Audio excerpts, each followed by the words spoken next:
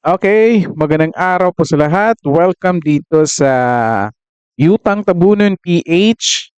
And dito na naman tayo para sa bagong episode ng reaction videos natin patungkol sa mga nangyayari sa ating bansa ngayon. Okay. Okay, so meron akong picture dito. Ito. Okay. Thumbnail ko ito. May nilabas tayong video. Reaction video patungkol doon sa balitang pagtanggal ni Amy Marcos sa budget ng AKAP na worth 39 billion. Akalain mo naman ang laki diyan. Ang laki niyan. 'Di ba? Ang ganda sana pag nandoon 'yan sa isang proyekto na talagang makatutulong sa ating mga mamamayang Pilipino na long-term yung effect. Okay? So, i-post ko dito yung link ng video ng reaction video patungkol dun sa balita na tinanggal ni Aimee. Yun nga, tanong natin doon, drama lang ba ang pag-alis ni Aimee Marcos sa budget ng AKAP? Okay? Check muna natin itong video na ito. Okay, meron tayong balita. Pakita natin ulit yung initial na balita patungkol doon sa pagtanggal ni Aimee Marcos ng 39 billion worth budget para sa AKAP ni Martin Romualdez. At tingnan natin ngayon kung ano na nangyari. Kasi nga, kakatapos lang ng bicameral conference ng both Congress at Senate. So basically, nag-agree na sila kung anong mga proyekto na ina-approve at magkano yung total budget na i-approve para sa 2025. Pero bago tayo pumunta doon, tingnan muna natin itong balita na ito. I think 2 weeks ago, because yung video na in-upload ko last time, yung kinover natin ito, that was December 3. Okay, so tingnan natin ito ulit. Okay? Isang mabilisang ano lang, increase lang natin yung playback, speed, okay. Tinanggal na ng Senado sa kanilang bersyon ng 2025 budget ng DSWD ang pondo para sa AKAP program. Pero inalmahan yan ng leader ng Kamara na iginiit na maraming minimum wage earner ang umaasa sa programa. Nakatutok si Sandra Aguinaldo. May namumuong gilian sa pagitan ng Senado at Kamara kaugnay sa pondo para sa ayuda para sa kapos ang KITA program o AKAP. Kasunod ito ng anunsyo ni Senador Amy Marcos, sponsor ng budget ng DSWD, na inalis na ang AKAP sa Senate version ng Senado. Nakakalito po at sa totoo lang, ang version ng Senado, tinanggal ko na po yan. Are you saying there's no AKAP in the Senate version? Yes, I deleted it entirely. How much did you delete, Mr. President, Madam Chair? Yes, 39 billion which was added in the House version and 41 billion added for AIX. Pwede raw pag-isahin na lang ang AKAP at ang mas naunang AIX o Assistance to Individuals in Crisis Situation. While we recognize the necessity of immediate relief by direct financial assistance, it's imperative that we focus also on social protection initiatives, foster long-term development and self-reliance rather than creating a new ayuda nation. Ayaw natin nun, ano? Taong 2024 ng Di ba? Ang ganda ng pagkakasabi ni Aimee. Ayaw natin ng ayuda nation but focus more on long-term effects and self-reliance. Ang laki. Meron ng AX 45 billion, 39 billion para doon sa AKAP. Ipag-combine mo ito, di ba ang ganda, ang dami ng projects, magagandang projects na piling long-term yung effect at hindi lang nagre-rely doon sa ayuda. Questionably pa nga yung AX kasi individuals in crisis situation, yung description niya. Pero parang ang broad. Lahat naman tayo, halos lahat ng Pilipino ay in crisis situation nga kasi nga sa estado ng ating ekonomiya ngayon sa Pilipinas. Okay? So, dapat lahat tayo pwedeng makatanggap niyan, AX na yan. Pero dito, sa mga nanonood natin, sa mga sumusubaybay sa atin, ilan ba sa atin na nakatanggap ng AX? Okay, yun ang issue dito. Kahit nga AKAP, ilan ba dito nakatanggap ng 5,000 na AKAP? At meron pa yan silang iba, meron pa silang cash, tinatawag nilang cash, yung a card, parang card, cash and rice assistance nila. Okay? Meron pa isa sila, ang dami pa niyan. Ito lang tong dalawang, I think, yung malaking budget, 45 billion and 39 billion. Unang ipatupad ang AKAP na layong protektahan ang mga minimum wage earner sa epekto ng inflation sa bilihin. Ayon sa isa sa mga nagsulong nito na si House Speaker Martin Romualdez, nagbibigay ang AKAP ng 3,000 hanggang 5,000 pisong ayuda sa mga qualified beneficiaries. Pero kontrobersyal ang AKAP na binabatikos ng ilang senador dahil wala noon sa proposed 2024 Imagine controversial, it is because wala ito sa initial na proposal during sa kanilang hearing. Nung nag-final na yung budget yung pinipirmahan na lang ng presidente for 2024. So tingnan niyo ha. Itong si Martin Romualdez bastos din to eh. Walang respeto ito sa tao at saka sa Senate eh. Alam namang hindi napagdesisyonan niya ng Senate at saka ng Congress, hindi na discuss yan, tinago niya yan. Basically, tinatago niya, hindi niya pinipresent eh.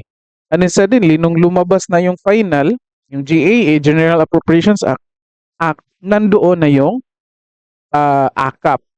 Okay? budget ng DSWD at wala rin sa ipinasang bersyon ng budget sa Kamara at Senado. Bigla na lang daw itong sumulpot sa bersyon ng Bicameral Conference Committee noon. Sa 2025 budget, triple ang inilaang pondo para dito mula sa 13 billion pesos noong 2024, nasa 39.8 billion pesos ito para sa 2025. Katwiran ng Kamara, kailangan ng AKAP bilang ayuda sa mga minimum wage earners na kumikita ng 21,000 pesos or less kada buwan. Pero ang puna ng mga senador, hindi ito napupunta sa pinakamahihirap na Pilipino. We don't have problems with the program in itself, pero we wanted to make sure na it's clearer this time, no? Hindi na nababatikos like sinasabi nila, this is for middle class individuals. Parang hindi siya nakatutok doon sa mga poorest of the poor sector of our society.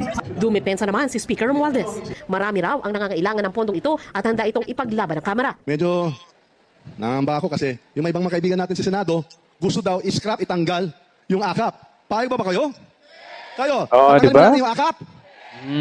Ano sabihin natin sa mga senador? Tatanggalin ba natin? Inutusan na ni Romualdez ang House of Take note of the word ha, inutusan ni Martin Romualdez. Take note of the word inutusan. Hindi mo lang ginamit yung term na ni-request or in-negotiate niya or parang ano talaga napakita talaga dito na si Martin Romualdez meron talaga power over the Congress and the Senate. Appropriations Committee na sikaping maibalik ang AKAP kapag tinalakay na ang national budget sa Bicameral Conference Committee. Sa Senado, ay hindi yata nakakaintindi yata kasi hindi yata sila bumababa masyado. Nakikita po natin ay ito po ang actual kung gusto ng mga kababayan po natin itong napaka ng programa galing sa DSWD. Kaya sasabihin ko na sa ating mga kaibigan sa Senado, umikot na lang muna kayo at paling mo muna sa kababayan kung anong gusto nila. At nakikita ko po sa lahat ng pinupunta natin, gusto at nakakaputuwa ito. Tuso din to si Martin Romualdez eh. May katuso talaga ito eh. Ano bang pwedeng description nito? Hindi ko matatawag na political strategies ito eh. Walang ibang strategy ito eh. Na sa politika, bigayan lang ng pera ang alam nito eh. Kaya nga tinatawag kong tuso din kasi alam niya na yung isang tao kapag merong natanggap galing sa isang tao, most likely magdi-develop yan. Ayun yung culture natin Pilipino eh. Yung magkakaroon tayo ng parang utang na loob. Okay? So basically, hindi man ina-analyze ng lahat ng tao na nakatanggap na pera din nila yan yung pinamimigay. Okay? So, halimbawa, nakatanggap ka ng tulong ng isang tao, most likely, magdi-develop ka ng parang utang na loob doon sa tao. Ito yung tinitake advantage ni Martin Romualdez. Doon yun lumabas yung pagkatuso nito. Ako, para sa akin, hindi ito political strategy. Isa political strategy, but I cannot call Martin Romualdez as political strategist. Kasi isa lang strategy niya. Yan lang yung bibigay ng pera sa mga tao. Okay? And then, ina-expect na niya, doon na siya humuhugot doon sa utang na loob na culture ng mga tao. Nakatanggap ka ng 5,000 at 5 kilo na bigas.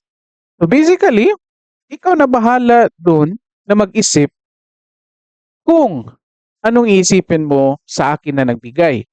Because eventually, makikita mo pangalan ko na tatakbo ako doon sa isang posisyon na ikaw meron kang kapangyarihan na piliin ako.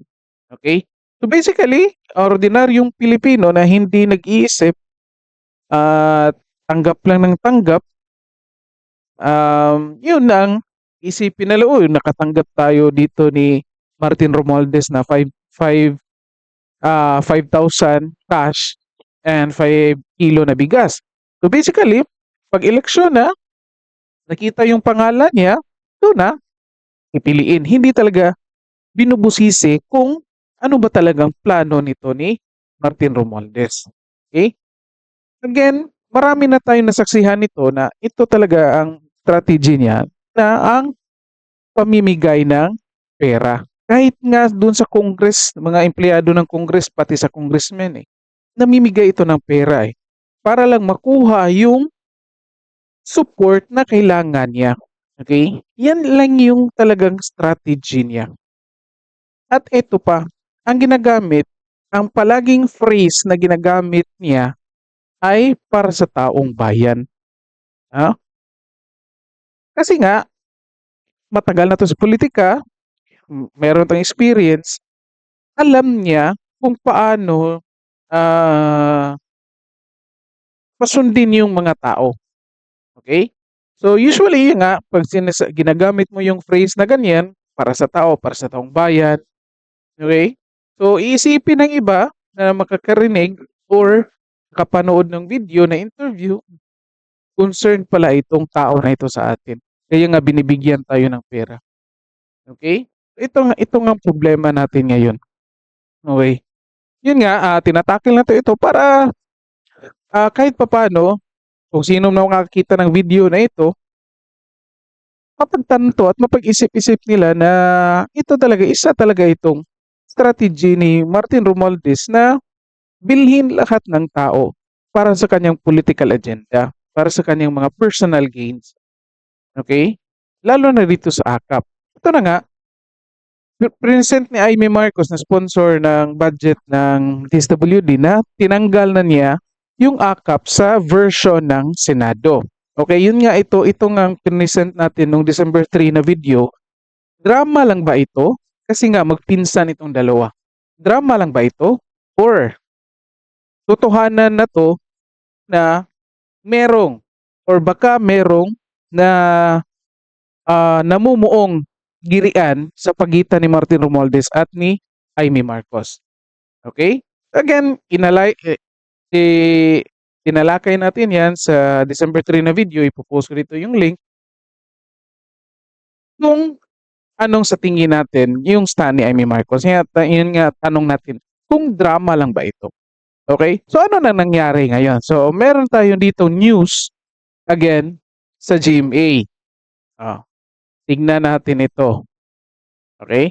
Pundo para sa AKAP, ibinalik sa bersyon ng BICAM pero binabaan sa 26 million.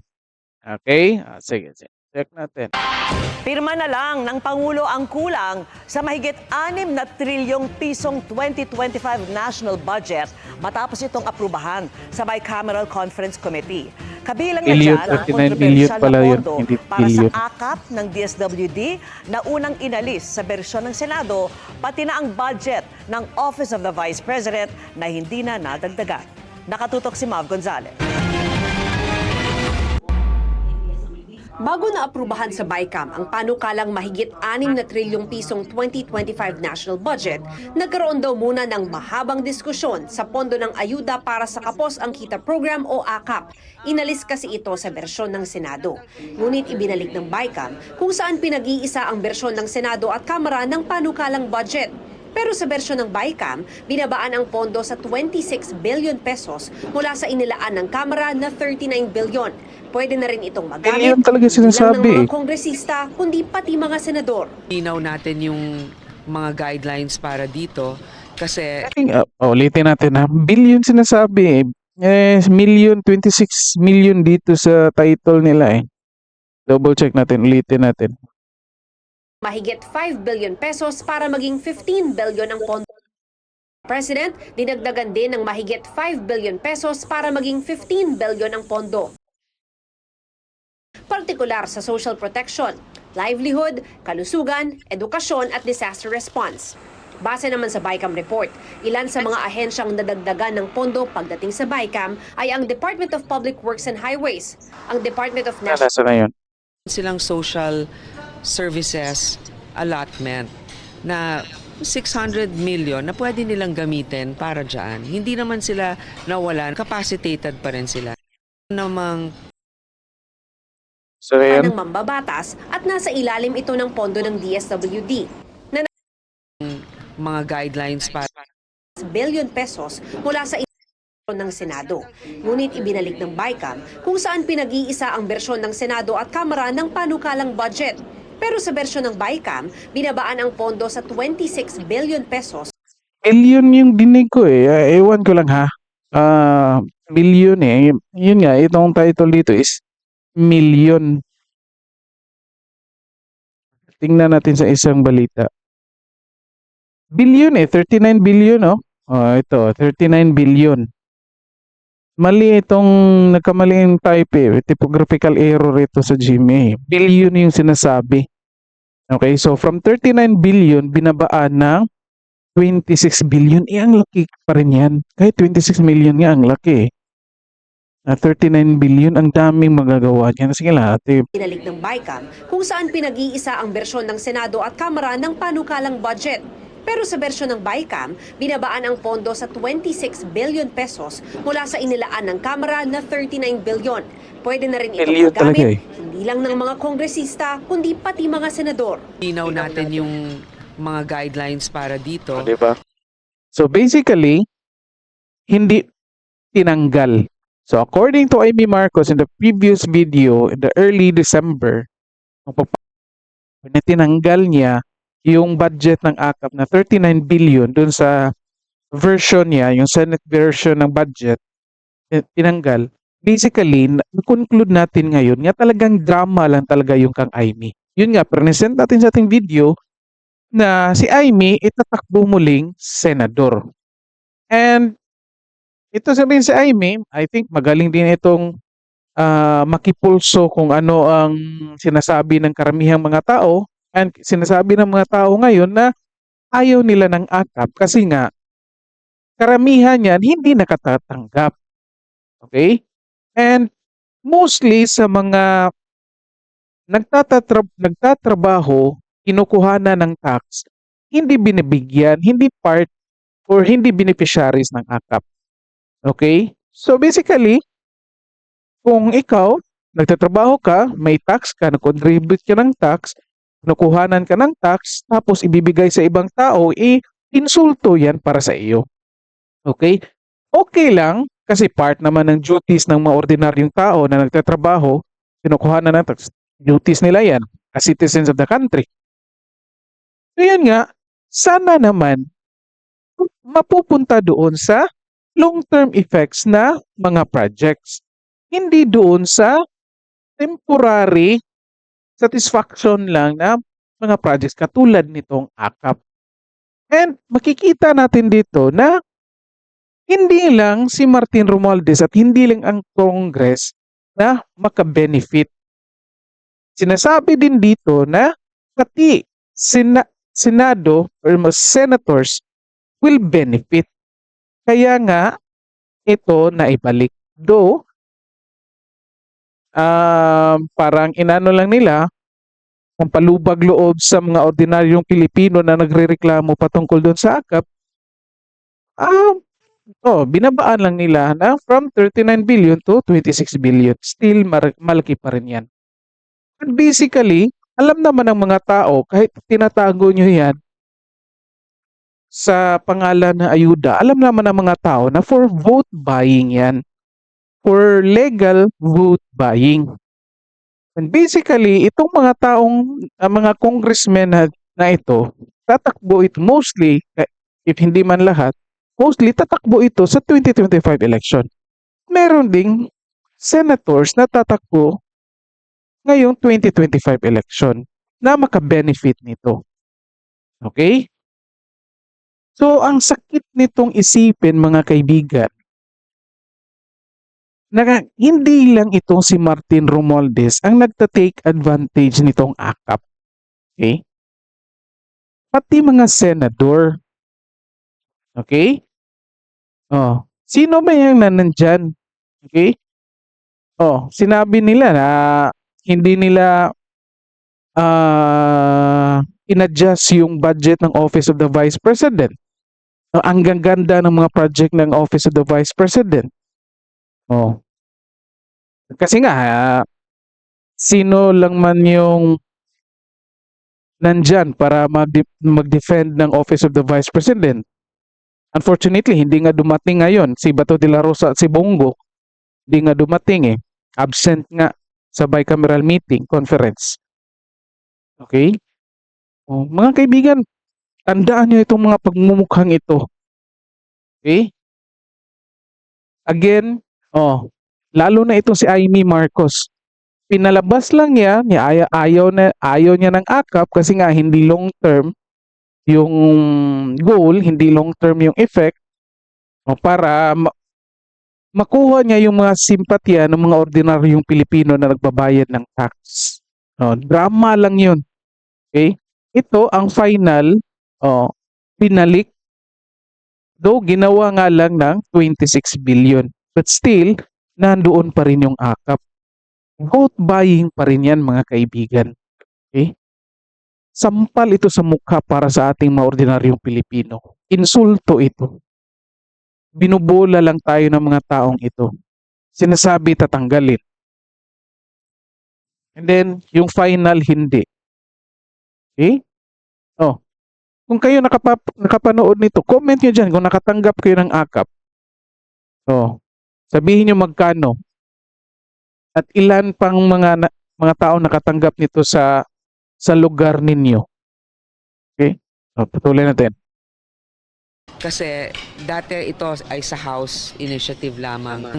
Co-equal body at para naman may transparency, ang Senate ay merong ding pagkakataon na makatulong sa pamamagitan ng AKAP. Hindi nga yan role ng Congress at ng Senate yung mamimigay ng ayuda.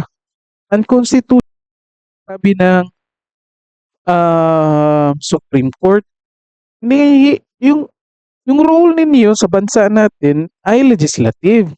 Yung mag-craft ng mga laws para matulungan yung mga ordinaryong Pilipino, yung mga tao.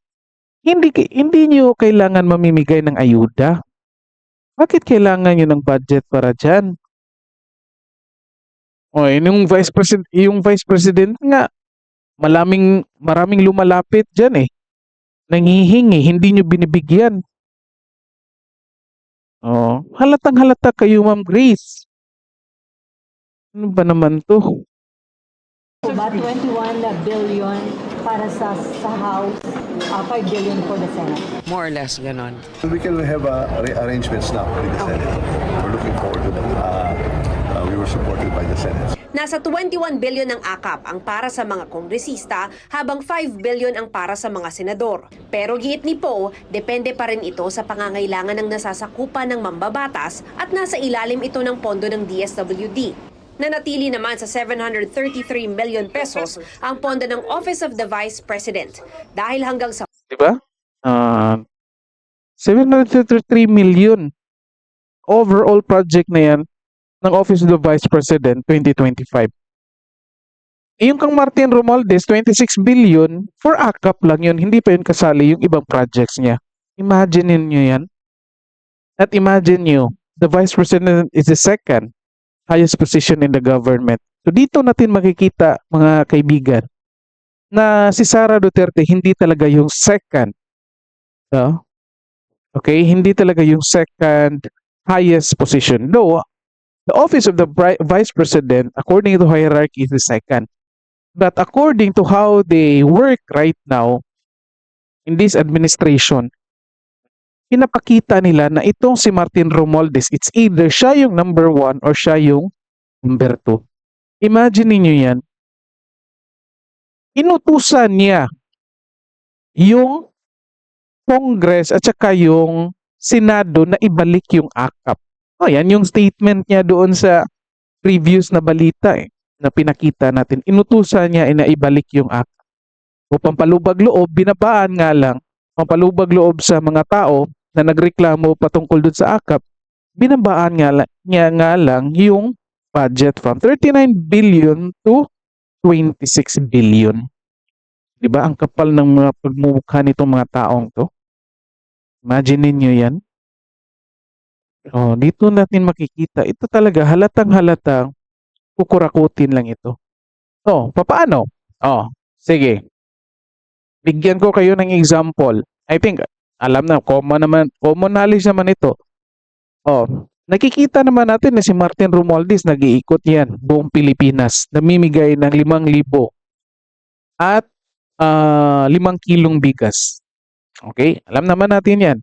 So, ano mangyayari? Oh, distribute kayo dyan.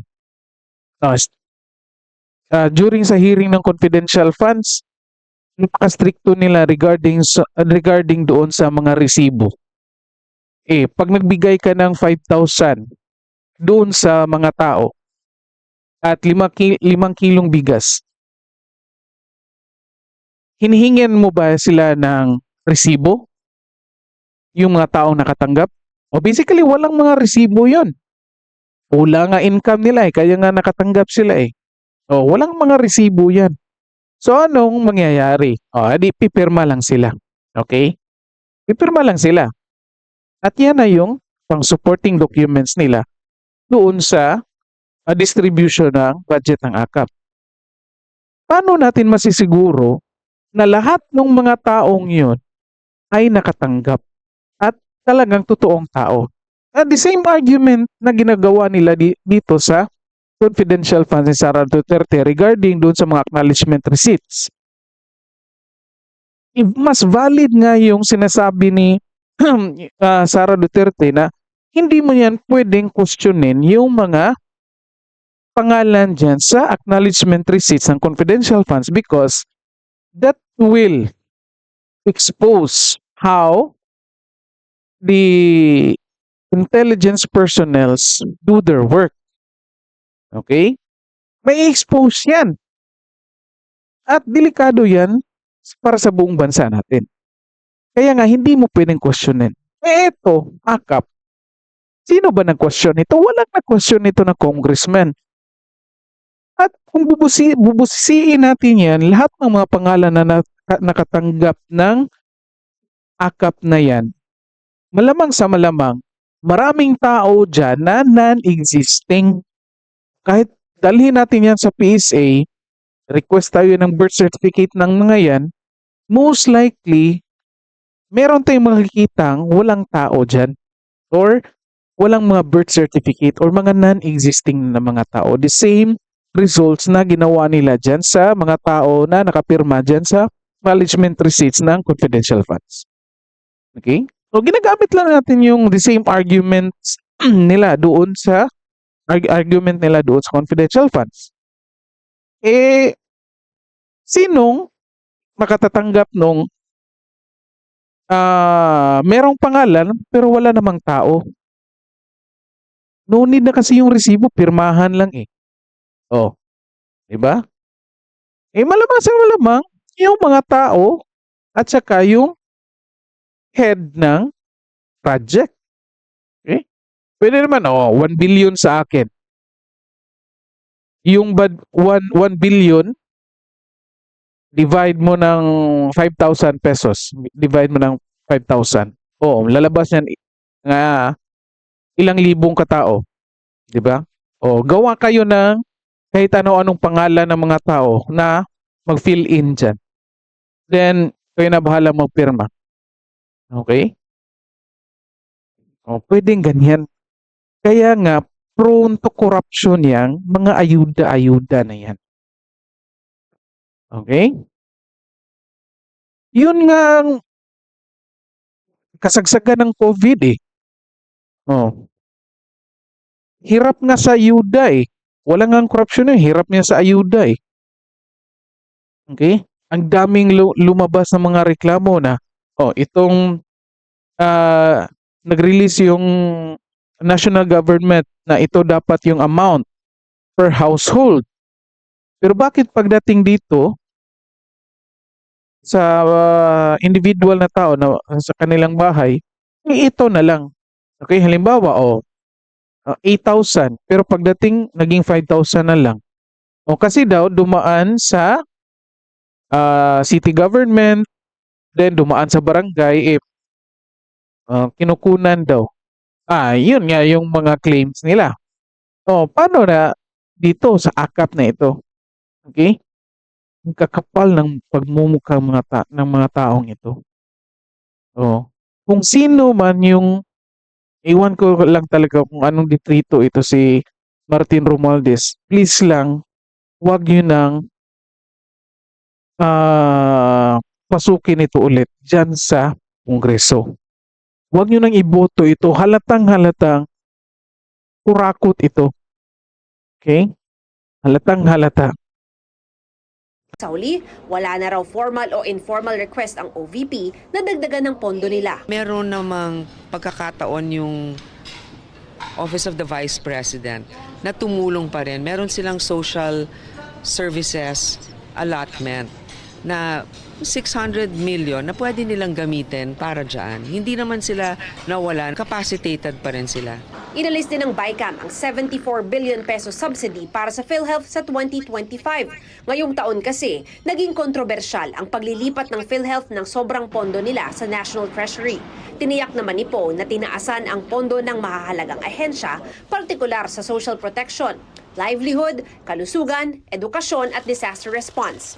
Base naman sa BICAM report, ilan sa mga ahensyang nadagdagan ng pondo pagdating sa BICAM ay ang Department of Public Works and Highways, ang Department of National Defense at ang Dagdagan nila DPWH kasi nga meron silang ang daming projects nila yan sa mga flood control, mga dyan sila makakuha ng kickback Kamara. Ang Office of the President, dinagdagan din ng mahigit 5 billion pesos para maging diba? 15 billion ang pondo. Ilang increase sa budget. Nagdagan pa yung Office of the President. Alam naman natin walang project yung Office of the President ngayon. Ang kakapal talaga. Sinulong ng Senado ang hindi na Nagpa-concert lang naman si Bongbong Marcos pagbigyan. Sa sektor ng edukasyon halimbawa, nasa 45 billion ang nabawa sa DepEd, CHED at SUCs. May Diba? Pinawasan yung budget ng DepEd at saka sa CHED. Ano ba itong government na ito? Saan yung budget ng DepEd at saka CHED? Ay, nako. Kaya nga lalong naghihirap yung mga tao sa comprehension pati Congress hirap sa comprehension Dahil kahit ngayon binabawasan yung budget ng DepEd at CHED instead na dagdagan.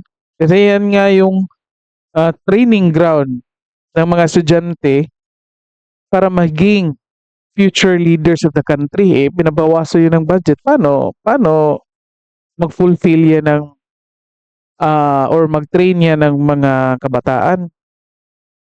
Most likely, pupunta dyan, ang daling recruitin niya ng mga CPP, NPA, ng mga grupo, ilang senador na hindi muna pumirma sa BICAM report. Hindi ko muna po pipirmahan yung budget BICAM report. But as soon as I know what my or our votes will be, I will inform the good Finance Committee Chair and Senate President. Sabi naman ni Senate President Cheese Escudero, sinikap ng BICAM panel na sundin ang plano ng Pangulo kaugnay sa pambansang budget. Binigyan ng malaking mandato ng ating mga kababayan ng Pangulo para ipatupad yung kanyang mga pangako, plano at bisyon para sa ating bansa. Marapat kiss ass din ito halatang sumusunod lang ito sa gusto na kanyang walang stand din ito Ewan ko ba? lamang na bilang mga miyembro ng Kongreso, bigyang daan natin na magawa niya yung kanyang pinangako. Para sa GMA Okay. Sige. Yun nga mga kaibigan. na nakita natin yung first na report,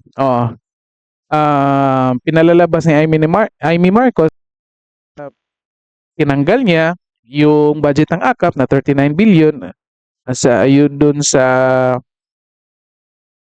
version, the Senate version ng budget for 2025. Kasi nga, pinapalabas niya, kinukuha niya yung simpatya ng mga tao na ayaw talaga doon sa AKAP. And then, ito na yung current update patungkol doon sa AKAP, binalik. Okay? Kasi nga, ito si Martin Romualdez, inutusan niya na ibalik yung budget ng AKAP. Pampalubag loob sa mga taong, lalo na sa mga taong nagbabayad ng tax, binabaan nga lang yung budget from 39 billion to 26 billion. Okay? Regardless how much is the budget na na-approve, still nandoon pa rin yung AKAP. Yung issue natin is, yung gusto natin is tanggalin talaga yung AKAP. Kasi hindi yan na nakatutulong sa lahat ng tao at yung tulong na naibigay niyan is hindi long term.